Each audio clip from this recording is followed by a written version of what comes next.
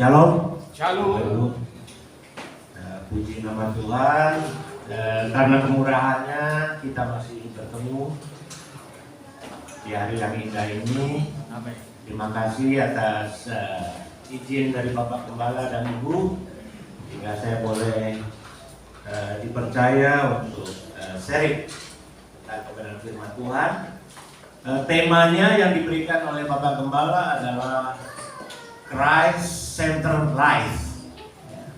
Christ Center Life, atau dalam bahasa Indonesianya hidup yang berpusat pada Kristus. Hidup yang berpusat kepada Kristus. Baik, kita akan coba kupas satu persatu. Ya, hidup yang berpusat kepada Kristus hari ini di GBI Ebenezer tanggal 22 Oktober.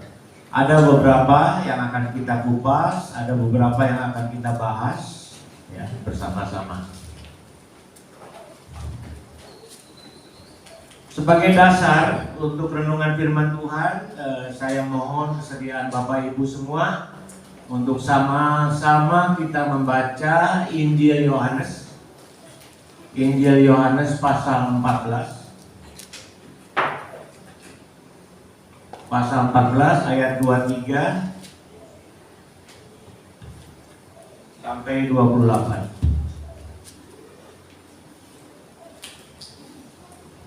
Yohanes pasal 14 ayat 23 sampai 28. Apa Bapak Ibu sudah mendapatkannya? Amin. Oke, saya akan membaca ayat 23, Bapak Ibu yang 24, demikian seterusnya bergantian. Ya, saya akan baca dulu Injil Yohanes pasal 14 ayat 23 demikian.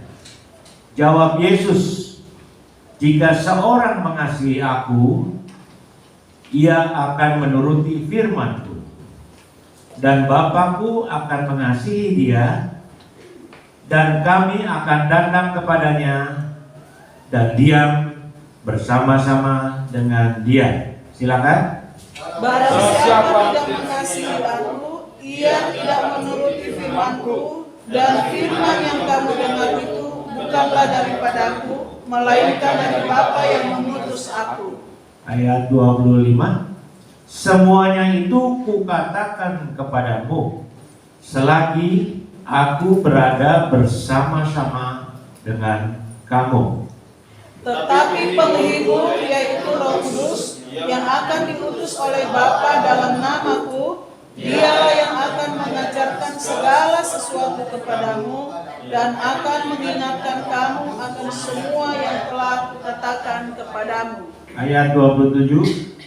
Damai sejahtera kutinggalkan bagimu, damai sejahteraku kuberikan kepadamu, dan apa yang kuberikan tidak seperti yang diberikan oleh dunia kepadamu. Janganlah gelisah dan gentar hatimu. 28 sama-sama, 1, 2, ya. Kamu telah mendengar bahwa aku telah berkata kepadamu, aku pergi, tetapi aku datang kembali kepadamu. Sekiranya kamu mengasihi aku, kamu tentu akan bersukacita karena aku pergi kepada Bapa-Ku, sebab Bapa lebih besar daripada aku. Amin, terima kasih. Dari 23 sampai 28 ya, ada beberapa inti firman yang menarik untuk kita bahas dan nanti kita kaitkan dengan life center atau center life. Hidup yang berpusat pada Kristus itu diambilnya dari ayat ini. Ya, yang pertama, menuruti firman-Ku. Ya, ayat 23, barang siapa mengasihi aku, dia akan menuruti firman-Ku. Jadi poin yang pertama yang Bapak Ibu harus benar-benar tekankan dalam hidup, bagaimana saya hidup berpusat kepada Kristus, pertama adalah menuruti firman. Firman yang hidup, firman itu adalah Yesus Kristus sendiri. Poin kedua, Allah Tritunggal bersama kita. Barang siapa mengasihi aku, maka Bapakku dan aku akan tinggal bersama dia. Artinya apa? Jika kita percaya kepada Tuhan Yesus dan kita mau menerima firman itu, maka Allah Bapa, Putra dan Roh Kudus ada di dalam kita. Ya, itu poin kedua. Ya, Allah Tritunggal bersama kita. Poin ketiga, Bapa itu satu dengan firman yang hidup. Artinya Bapa dengan Yesus itu adalah satu. Barang siapa memandang Yesus, dia memandang Bapa. Barang siapa menerima Yesus, dia menerima Bapa. Jadi Bapa dengan firman itu adalah satu. Poin ketiga, 4. Roh Kudus akan mengajar. Jadi kita yang telah menerima Yesus sebagai Tuhan dan kita sebagai warga kerajaan surga dimateraikan dengan Roh Kudus. Tapi Roh Kudus itu bukan cuma materai ya, bukan cuma stempel. Dia adalah oknum pribadi yang hidup dan dia punya kuasa. Makanya biarlah Roh Kudus itu hidup di dalam kita dan dia memimpin kita, mengajar kita. Roh Kudus akan mengajar. Apa kaitannya dengan hidup yang berpusat dengan Yesus? Nanti saya akan bahas satu persatu. Poin berikutnya, akan mendapat damai sejahtera. Ini janji. Barang siapa menuruti firman, barang siapa hidupnya dipimpin oleh Roh Kudus, barang siapa bersatu dengan Allah Tritunggal, pasti mendapatkan damai sejahtera. Pasti. Dan damai sejahtera yang kita terima bukan seperti damai sejahtera yang diberikan oleh dunia. Ya. Oke, yang terakhir, kita akan bersukacita. Dan sukacita kita akan menjadi penuh pada saat Tuhan Yesus datang kembali. Kenapa kita akan bersukacita? Karena perjuangan kita sudah selesai. Yesus datang kembali untuk apa? Untuk menjemput kita dan untuk memberikan kita mahkota, mahkota kehidupan, mahkota kemuliaan. Tidak ada lagi air mata dan sebagainya. Kita sungguh akan bersukacita pada saat Tuhan Yesus datang kembali. Sebelum Yesus datang, kita masih terus ada pergumulan. Terus kita masih ada pergumulan, ya. Perjuangan kita, proses kita tidak akan pernah selesai sampai pada saat Tuhan Yesus datang kembali. Baik. Satu persatu ya saya ingin kupas. Ya. Life center. Center itu apa? Pusat. Apa sih arti pusat? Titik yang benar-benar di tengah. Itu kalau Bapak Ibu lihat jam ya, ada titik yang di tengah itu tempat tumpuan daripada menit, detik, bahkan jamnya itu. Semua dalam satu titik. Itulah pusat. Titik yang benar-benar di tengah. Kalau kita bilang Yesus Kristus adalah pusat kehidupan kita, artinya kita harus tempatkan Yesus Kristus benar-benar di tengah. Di tengah dari apa? Di tengah-tengah pikiran kita, di tengah-tengah perasaan kita, di tengah-tengah motivasi kita, di tengah-tengah tingkah laku kita. Segala hal dalam hidup kita harus berpusat pada Yesus Kristus. Artinya apa? Tidak boleh keluar dari Tuhan Yesus. Itulah arti pusat. Arti pusat yang kedua, pokok pangkal atau yang menjadi pumpunan berbagai urusan dan hal. Pumpunan. Ya, itu adalah center, benar-benar center. Ya. Segala sesuatu bersumber dan berpusat di situ.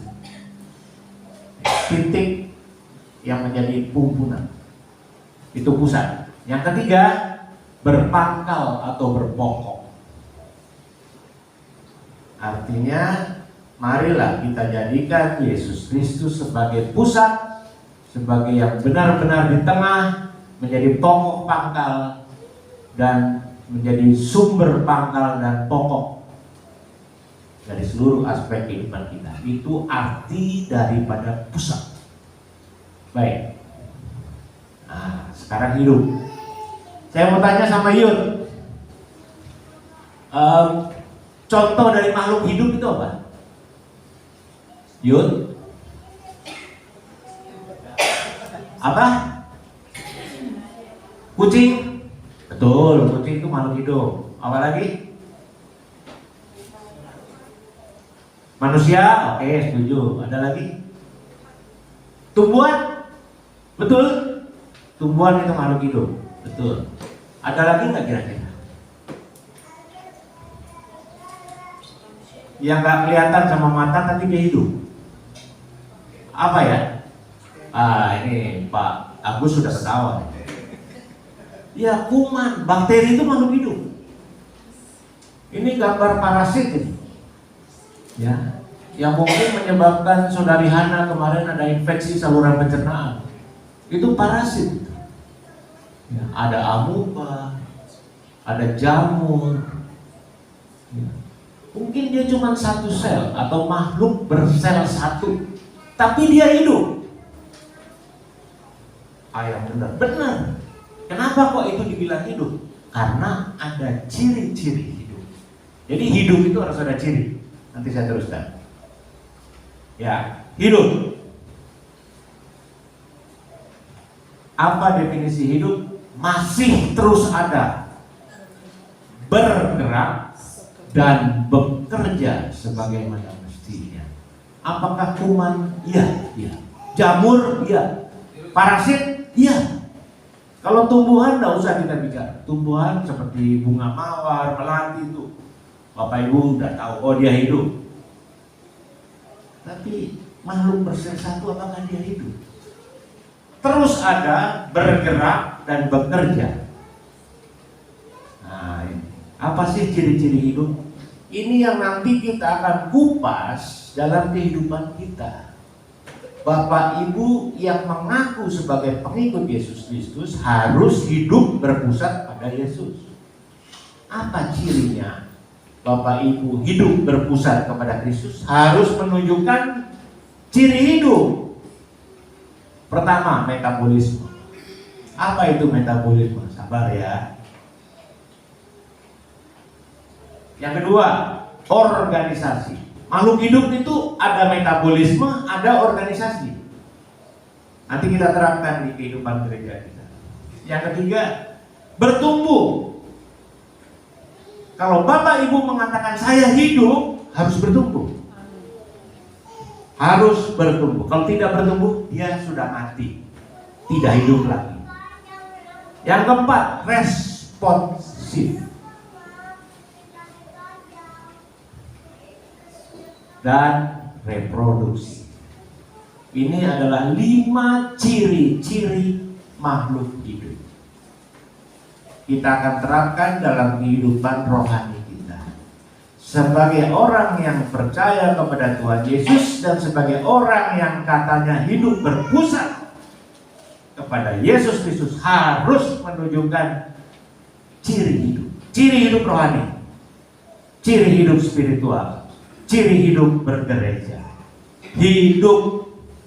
Ya, saya minta Bapak Ibu sungguh tanamkan hidup. Kalau Bapak Ibu tidak punya ciri ini, maka Bapak Ibu bukan hidup. Mungkin sudah sekarat, atau malah mungkin sudah mati. Ya, jadi Bapak Ibu harus menunjukkan ciri-ciri hidup. Kita akan kupas satu persatu. Yang pertama, metabolisme. Ada di ayat 23.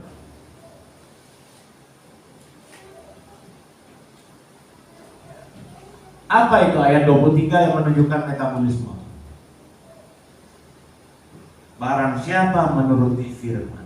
Artinya apa? Makan firman. Bapak Ibu pasti ingat ada ayat-ayat yang diucapkan oleh Yesus. Tubuhku adalah benar-benar makanan. Darahku adalah benar-benar minuman. Jadi Bapak Ibu harus memakan firman itu. Satu, firman Tuhan sebagai makanan.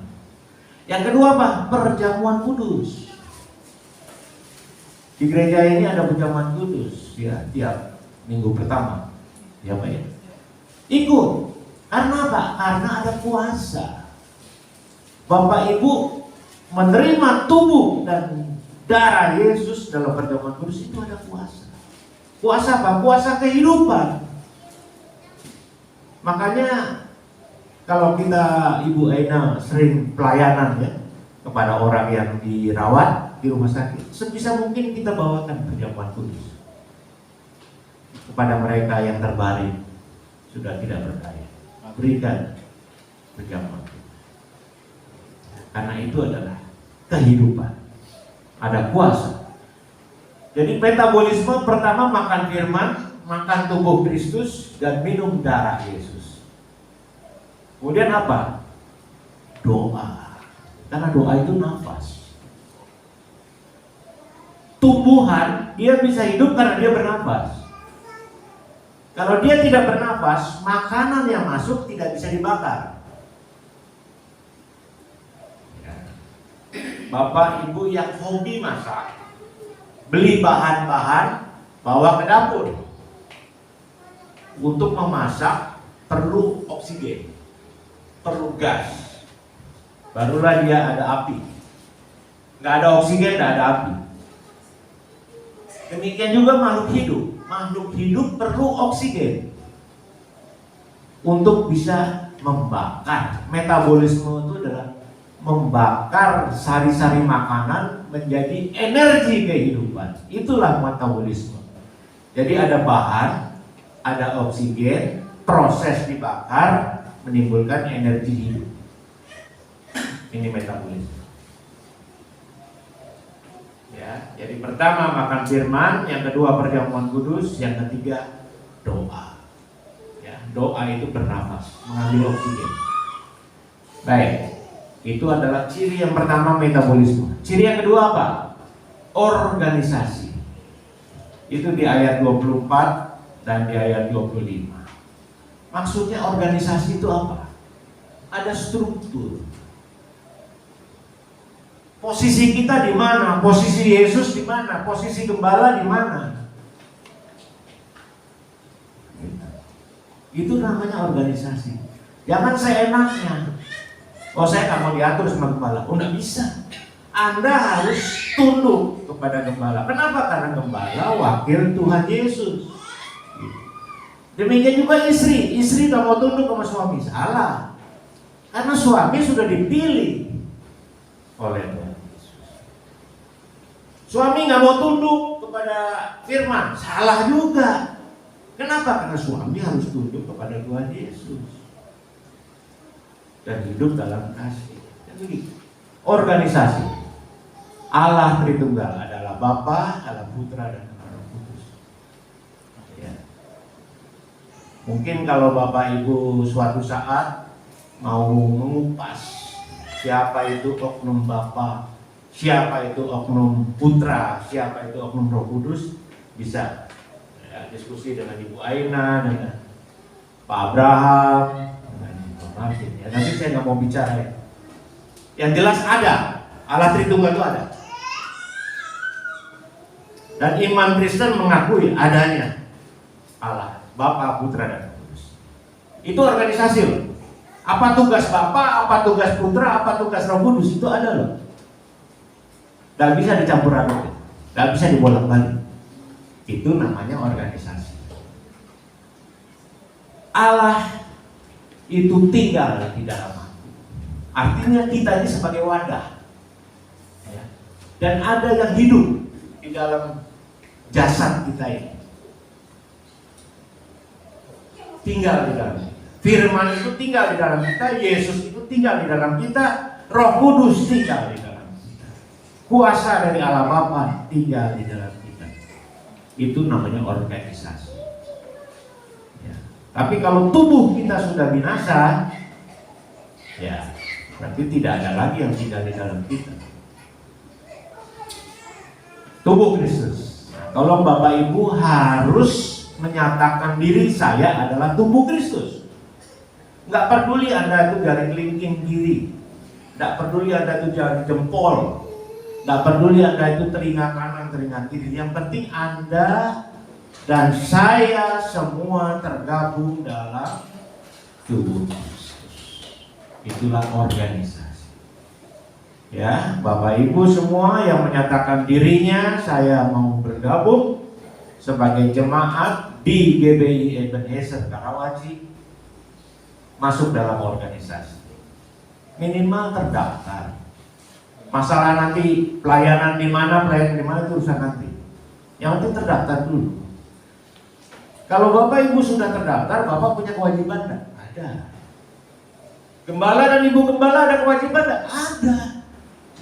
Kepada jemaat yang sudah terdaftar, Bapak Gembala dengan Ibu Gembala akan punya tugas dan tanggung jawab memberikan doa-doa syafaat. Bapak Ibu yang terdaftar sebagai anggota jemaat punya kewajiban enggak? Punya. Itulah organisasi. Ya, punya. Saya ada kewajiban sebagai jemaat di sini. Baik. Tertanam dalam komunitas. Saya dengan Ibu Aina, Pak Agus, selain saya sebagai jemaat di sini, saya juga tertanam dalam komunitas penginjilan, ya, bertumbuh bersama dengan Pak Yanto, dengan Pak Roni, dengan Bapak Ibu, Gak apa-apa, yang penting kita punya komunitas. Ada mungkin Bapak Ibu yang tertanam di komunitas STE, ya, Sekolah Teologi Extension, ya, Pak Bram sama Pak Cece. Kita tergabung dalam komunitas, tapi minimal kita tertanam di komunitas gereja ini. Minimal satu. Boleh kita tertanam di komunitas yang lain, boleh. Tapi minimal satu, ya, yaitu di gereja setempat. Berperan dalam pelayanan. Inilah organisasi hidup. Kalau Bapak Ibu tidak mau tertanam dalam komunitas, tidak merasa sebagai anggota tubuh Kristus, dan tidak mau terlibat dalam pelayanan, maka kita akan bertanya, benarkah Bapak Ibu masih mempunyai ciri-ciri kehidupan? Kalau tidak hidup lagi, ya mohon maaf, Anda akan dibuang. Nanti kita sampai di sana. Baik. Ciri kehidupan berikutnya apa? Bertumbuh. Ini ayat 26. Apa artinya bertumbuh? Bergerak dan bertambah-tambah. Ya, bertumbuh itu bertambah. Seorang bayi, dia bertumbuh, Pak Dokter. Puji Tuhan, beratnya naik, panjang badannya naik. Seorang anak SD bertumbuh, Pak Dokter. Giginya bertambah, ya, panjang tangannya, lingkar kepala bertambah. Pasti ada tanda. Itu namanya bertumbuh. Bagaimana supaya bertumbuh? Belajar firman. Saya yakin setiap ibadah kita di sini ada, ya, kita belajar firman. Demikian juga di komunitas, ya Pak, ya, di konser, ya, nah, di kebaktian keluarga. Bapak Ibu pun boleh, ya, mengikuti kebaktian online dari YouTube, ya, atau belajar firman dari gereja mana begitu, dari pendeta mana Anda lihat khotbahnya. Itu namanya belajar firman, makan firman.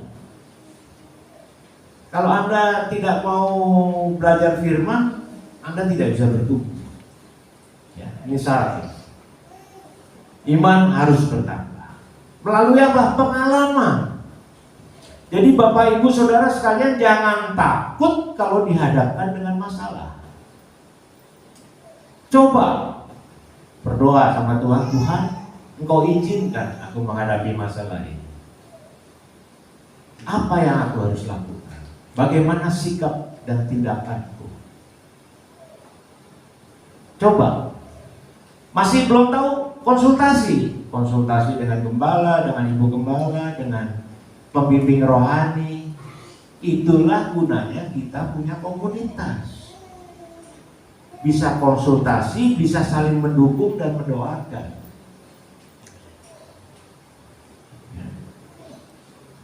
Kita berkomunikasi.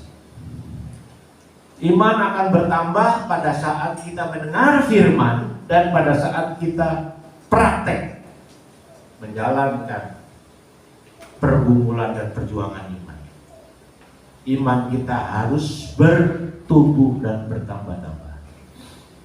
Menjalani hidup sesuai iman, ya, ada langkah iman, ya, ada langkah iman, dan harus dipimpin Roh Kudus. Kalau tidak dipimpin Roh Kudus, kita akan menyimpang, bisa disesatkan karena banyak roh. Salah satu karunia adalah menguji roh, ya. Karunia untuk menguji roh. Sebab seringkali ada orang-orang yang katanya mendengar bisikan roh, tapi belum tentu itu Roh Kudus. Ya, bisa. Baik, itu adalah bertumbuh. Yang terakhir, bukan yang terakhir, kelima, responsif. Itu di ayat 27. Salah satu ciri kehidupan yaitu responsif. Apa sih artinya responsif? Dia bereaksi terhadap rangsangan, terhadap stimulus. Contoh, Bapak Ibu keluar dari ruangan gereja panas, ya, kena sinar matahari yang terik dan udaranya panas, banyak polusi. Apa reaksi Anda? Itu namanya responsif. Terus Anda misalnya naik satu mobil, ya, mobilnya ada AC, tapi ternyata AC-nya terlalu dingin sekali. Apa reaksi Anda? Respon Anda bagaimana terhadap suhu yang terlalu dingin atau terhadap polusi udara? Itu namanya reaksi terhadap stimulus. Makhluk hidup itu pasti dia punya reaksi terhadap situasi apapun. Bapak Ibu dimasukkan dalam satu tempat yang tidak ada makanan, pasti ada punya reaksi. Bagaimana saya bisa bertahan hidup? Tidak ada makanan. Tapi sebaliknya loh, Bapak Ibu saya masukkan ke gudang makanan. Makanannya banyak sekali, berlimpah-limpah. Anda juga akan memberikan reaksi. Makanan mana yang harus saya pilih dulu? Jangan semuanya saya makan. Ya udah kan? Pasti Anda memberikan reaksi terhadap situasi. Stimulus ini, rangsangan ini bisa dari dalam, bisa dari luar. Ya, dari dalam itu ya dari dalam diri kita sendiri. Contoh, saya pengen beli mobil Mercedes yang seri E misalnya. Itu adalah rangsangan. Atau saya ingin anak saya nanti menikah dengan anaknya presiden. Itu adalah rangsangan dari dalam diri kan. Ada rangsangan dari luar. Contoh diajak, gimana kamu mau ikut studi teologi? Nah, itu rangsangan dari luar. Atau ditawarkan sate, tapi pedas sekali satenya. Nah, itu rangsangan dari luar. Jadi semua yang terjadi dalam kehidupan Anda itu adalah rangsangan. Rangsangan ini perlu Anda respon. Respon yang tepat. Kalau tidak tepat, Anda sakit. Itulah ciri hidup. Anda harus memberikan respon terhadap segala situasi. Anda ujian, dapat nilai katakanlah 50. Apa respon Anda? Anda ujian, dapat nilai 95. Apa respon Anda?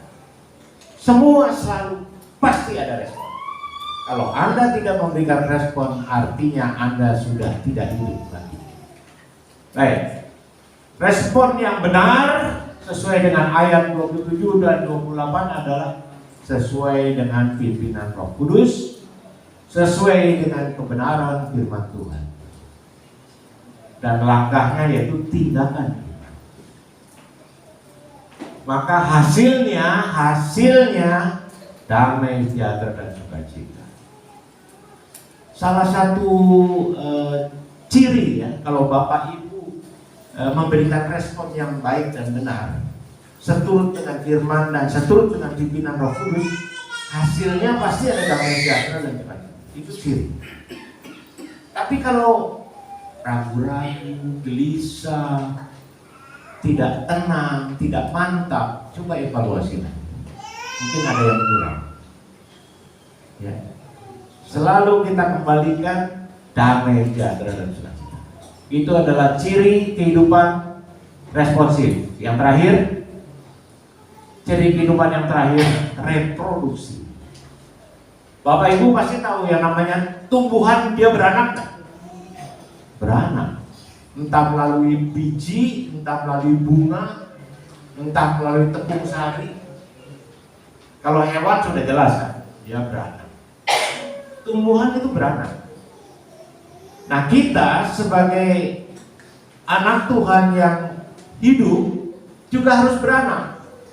Harus punya reproduksi, menghasilkan buah. Ya. Reproduksi itu menghasilkan buah. Buah apa saja? Banyak. Pertama yang paling mudah adalah buah pertobatan. Ya. Ingat bagaimana Yohanes Pembaptis mengundang orang berdosa. Bertobatlah. Berilah dirimu dibaptis. Itu langkah awal. Saya bertobat. Saya tinggalkan dosa saya. Buah pertobatan. Yang kedua, buah roh. Di Galatia 5 ya. Buah-buah roh adalah ada buah kehidupan. Artinya apa? Bapak Ibu kalau hidupnya sudah melekat dengan Yesus, menghasilkan buah roh, menghasilkan buah kasih, maka Bapak Ibu akan memberikan dampak bagi orang lain. Sehingga orang lain mau mengenal Yesus dan mau menerima Tuhan Yesus. Itulah buah kehidupan. Sesuai dengan amanat agung, pergilah, jadikanlah seluruh bangsa sebagai muridku, baptislah mereka. Buah kehidupan, ya. Baik. Sebagai ayat penutup, Yohanes 15 ayat 5. Kamu telah mendengar bahwa Yohanes 15. Ya, akulah pokok anggur dan kamulah ranting-rantingnya. Barang siapa tinggal di dalam aku dan aku di dalam dia, ia berbuah banyak. Sebab di luar aku kamu tidak dapat berbuat apa. Ini sungguh membuat saya terngiang-ngiang. Di luar aku, you are nothing. You are nothing. Kamu tuh gak ada apa-apanya. Di luar aku, kamu tuh gak ada apa-apanya. Sungguh sangat hina kita ini. Hancur lebur kita di luar Yesus. Maka supaya kita become something, kita harus melekat kepada Yesus. Di luar aku, you are nothing. Di luar aku, kamu tidak ada apa-apanya. Mulai saat ini Bapak Ibu Saudara, mari kita punya komitmen. Ya Tuhan Yesus, aku mau hidup di dalam Engkau. Dan aku ingin menjadikan-Mu ya Yesus sebagai pusat segala aspek kehidupan. Supaya apa? Supaya kita mendapatkan ciri-ciri kehidupan yang sehat. Berbuah, bertumbuh, dipakai untuk kemudian nama Tuhan. Akulah pokok anggur, kamulah ranting-rantingnya. Barang siapa tinggal, dia harus berbuah. Harus berbuah. Jangan diharapkan ya mudah-mudahan. Oh enggak. Harus berbuah. Dan di luar aku kamu tidak dapat. Ini adalah ilustrasi Yesus sebagai pokok anggur, yang lain itu adalah ranting-ranting. Ya. Ada foto banyak murid di sini. Ini adalah satu foto ilustrasi. Sebagai kesimpulan, hidup yang berpusat kepada Kristus, pertama kita harus menunjukkan tanda-tanda hidup, ya, metabolisme, reproduksi, organisasi, dan sebagainya, sesuai dengan kebenaran firman, dipimpin oleh Roh Kudus. Ingat buah-buah Roh, Galatia 5, menunjukkan kasih. Kasih itu sabar, kasih itu rendah hati, 1 Korintus 13, dan diproses menjadi serupa dengan Yesus. Target kita adalah sempurna, serupa dengan Yesus. Sekarang belum, nanti kita menuju sana. Baik, mari kita renungkan firman Tuhan. Saya undang para pemusik